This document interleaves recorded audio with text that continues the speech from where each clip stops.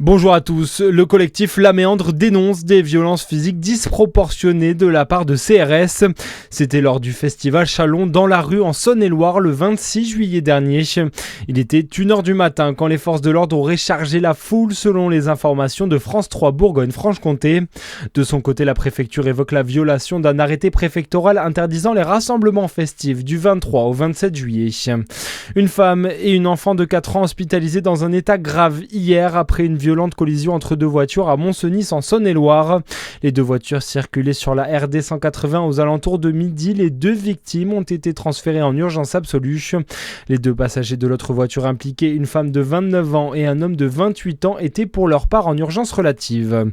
Un coup dur pour cette entreprise qui faisait rayonner le savoir-faire bourguignon à l'international. Les cycles Lapierre, fabricants de vélos haut de gamme, ont annoncé aujourd'hui par communiqué avoir réclamé leur placement en redressement judiciaire. En cause, une situation financière difficile et qui s'est accentuée après les années Covid. Près de 100 personnes travaillaient pour l'entreprise installée à Dijon depuis 80 ans. Si aucun repreneur ne se représente, ils pourraient perdre leur emploi.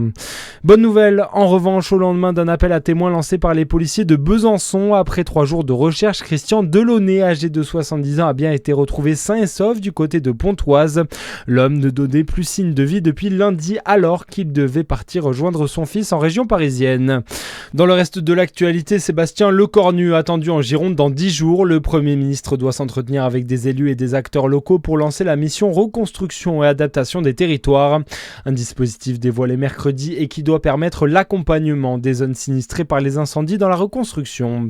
Sur le front des incendies, justement dans l'Aude, le feu est fixé depuis hier soir. Il s'était déclaré dans l'après-midi à Montserrat. 100 hectares parcourus par les flammes, dont 50 brûlés. Dans la Drôme, ce sont 240 hectares qui ont brûlé. L'incendie dans le massif du Clap est bientôt circonscrit selon les pompiers. Et puis en foot, c'est un rendez-vous attendu depuis de longues semaines par les fans du Dijon Football Club Olympique. Le grand retour des Dijonnais en Ligue 2.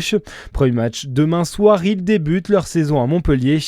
Alors à quoi faut-il s'attendre cette année pour les Bourguignons, Baptiste Berthelin? Un DFCO ambitieux pour ce grand retour après 3 saisons nationales. Les Dijonnais ne veulent pas s'interdire de rêver. Le principal objectif sera déjà de se maintenir dans ce championnat qui est très disputé avec de grosses écuries comme Saint-Etienne, Nantes ou encore Montpellier, qui sera d'ailleurs dès ce week-end le premier adversaire des Bourguignons. Un vrai test. Mais le président du club ne s'interdit pas un parcours comme Le Mans, qui a réalisé l'exploit de faire 2 montées consécutives pour retrouver la Ligue 1. Alors pour ça, les joueurs de Baptiste Ridira devront rapidement prendre des points pour se mettre dans une bonne dynamique et tout sera peut-être possible en fin de saison. Le match c'est demain soir à 20h45. À suivre la météo sur Fréquence Plus.